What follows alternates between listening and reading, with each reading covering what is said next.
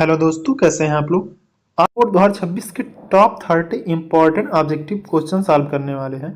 आज हम लोग क्लास 10 सामाजिक विज्ञान इतिहास के चैप्टर 5 मुद्रण संस्कृति एवं आधुनिक विश्व से जितने भी इम्पॉर्टेंट ऑब्जेक्टिव क्वेश्चन बन सकते हैं सभी क्वेश्चन को सॉल्व करेंगे। आप लोग सभी क्वेश्चन को साथ साथ सॉल्व करने का प्रयास कीजिए और वीडियो के लास्ट में कमेंट बॉक्स में अपना स्कोर जरूर कमेंट करिए कि आप लोग 30 में से कितना क्वेश्चन सही कर पाए। शुरू करते हैं पहला क्वेश्चन। मुद्रण कला का प्रारंभ सबसे पहले कहाँ हुआ था?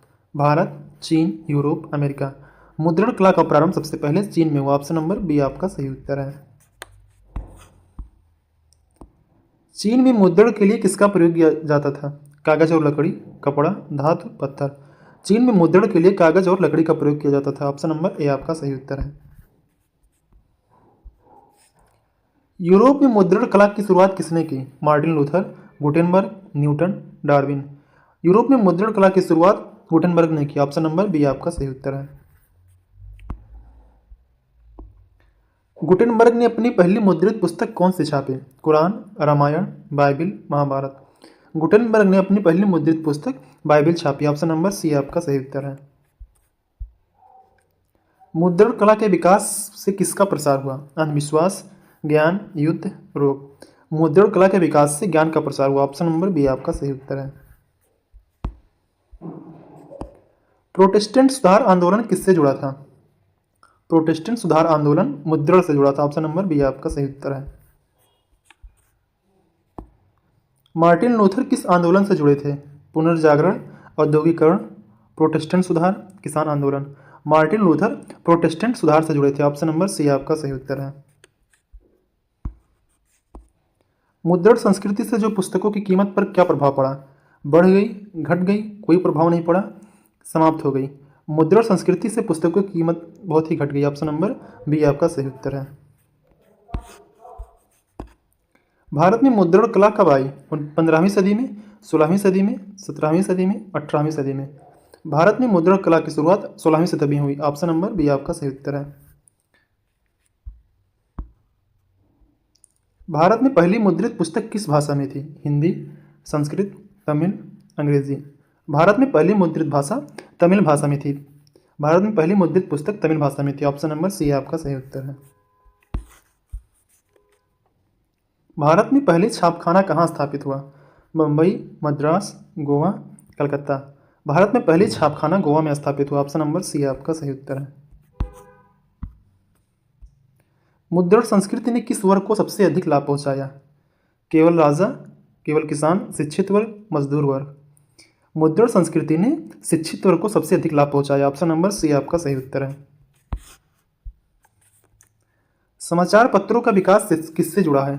मौखिक परंपरा, मुद्रण संस्कृति, कृषि, हस्तशिल्प। समाचार पत्रों का विकास मुद्रण संस्कृति से जुड़ा है। ऑप्शन नंबर बी आपका सही उत्तर है।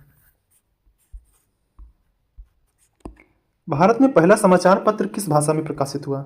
हिंदी, उर्दू, अंग्रेजी, बंगाली। भारत में पहला समाचार पत्र अंग्रेजी भाषा में प्रकाशित हुआ। ऑप्शन नंबर सी आपका सही उत्तर है। महिलाओं के लिए पत्रिकाएं क्यों निकाली गई? मनोरंजन के लिए, शिक्षा और जागरूकता के लिए, व्यापार के लिए, राजनीति के लिए। महिलाओं के लिए पत्रिकाओं का निकालने का मुख्य कार्य जो था वो शिक्षा और जागरूकता था। शिक्षा और जागरूकता के लिए महिलाओं के लिए पत्रिकाएं निकाली गई। ऑप्शन नंबर बी आपका सही उत्तर है। मुद्रण संस्कृति से सामाजिक सुधार कैसे संभव हुआ? विचारों के प्रभाव से, युद्ध से, कानून से, कर से।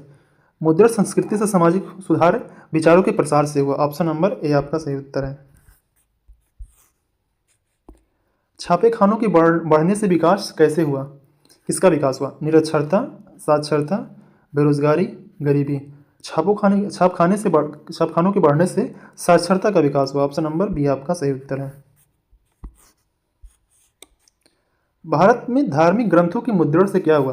धार्मिक टकराव, ज्ञान का प्रसार, अशांति, निषेध।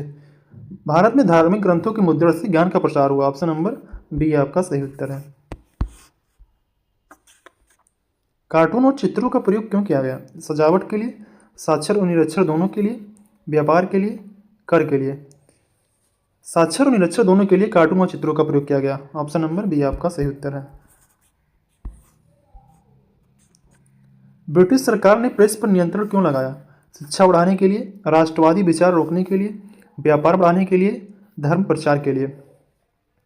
ब्रिटिश सरकार ने प्रेस पर नियंत्रण इसलिए लगाया, वो राष्ट्रवादी विचार को रोकने के लिए लगाया था। ऑप्शन नंबर बी आपका सही उत्तर है। राष्ट्रवादी विचार को रोकने के लिए ब्रिटिश सरकार ने प्रेस पर नियंत्रण लगाया। वर्नाकुलर प्रेस एक्ट कब लागू हुआ? 1857, 1878, 1905, 1919 में। वर्नाकुलर एक्ट 1878 में लागू हुआ। ऑप्शन नंबर बी आपका सही उत्तर है। मुद्रण संस्कृति से राष्ट्रवाद को कैसे बढ़ावा मिला? समाचार और विचारों से, कर व्यवस्था से, सेना से, उद्योग से। समाचार और विचारों से मुद्रण संस्कृति के राष्ट्रवाद को बढ़ावा मिला। ऑप्शन नंबर ए आपका सही उत्तर है। 19वीं सदी में छपी पुस्तकों का मुख्य विषय क्या था? विज्ञान, धर्म और समाज सुधार, खेल, कृषि। 19वीं सदी में छपी पुस्तकों का मुख्य विषय जो था वो धर्म और समाज सुधार था। ऑप्शन नंबर बी आपका सही उत्तर है। सस्ती पुस्तकों को क्या कहा जाता था? हार्ड बुक, पेपर बैग, महंगी पुस्तक, हस्तलिखित। सस्ती पुस्तकों को पेपर बैग कहा जाता था। ऑप्शन नंबर बी आपका सही उत्तर है। बच्चों के लिए पुस्तकें क्यों लिखी गई? मनोरंजन के लिए, नैतिक शिक्षा के लिए, ज्ञान के लिए, उपरोक्त सभी के। बच्चों के लिए पुस्तकों के लिखने का मुख्य कारण जो था वो मनोरंजन, नैतिक शिक्षा और ज्ञान, ये सभी के लिए बच्चों के लिए पुस्तकें लिखी गई। Option number. मुद्रण संस्कृति ने मौखिक परंपरा को कैसे प्रभावित किया? समाप्त कर दिया, सीमित कर दिया, मजबूत किया, कोई प्रभाव नहीं किया। मुद्रण संस्कृति और मौखिक परंपरा ने संसाधनों को सीमित करके बहुत अधिक प्रभावित किया। ऑप्शन नंबर बी आपका सही उत्तर है। भारत में राष्ट्रवादी साहित्य किस भाषा में अधिक था? केवल अंग्रेजी, केवल हिंदी, क्षेत्रीय भाषा, संस्कृत। भारत में राष्ट्रवाद साहित्य क्षेत्रीय भाषाओं में बहुत अधिक था। ऑप्शन नंबर सी आपका सही उत्तर है। छापे खानों से रोजगार कैसे बढ़ा? लेखक बने, मुद्रक बने, विक्रेता बने, उपरोक्त सभी। छापे खानों के आविष्कार से अनेक लेखक बने और अधिक मुद्रक बने और अलग अलग विक्रेता बने। यानी ऑप्शन नंबर डी आपका सही उत्तर है। मुद्रण संस्कृति का आधुनिक विश्व से क्या संबंध है? विचारों का प्रसार, तकनीकी विकास, जन जागरण, उपरोक्त सभी। मुद्रण संस्कृति और आधुनिक विश्व से विचारों का प्रसार हुआ, तकनीकी विकास हुआ, जन जागरण तक लोगों को पहुंचाया गया। यानी उपरोक्त भी आपका सही उत्तर है। मुद्रण संस्कृति का सबसे बड़ा प्रभाव क्या था? समाज में चेतना, युद्ध, अशांति, विभाजन। मुद्रण संस्कृति का सबसे बड़ा प्रभाव समाज में चेतना का विकास हुआ। ऑप्शन नंबर ए आपका सही उत्तर है। और ये आज का लास्ट क्वेश्चन था। अगर क्वेश्चन पसंद आया तो चैनल को लाइक और सब्सक्राइब जरूर करें। ऐसे ही क्वेश्चन के साथ मिलते हैं अगले वीडियो में।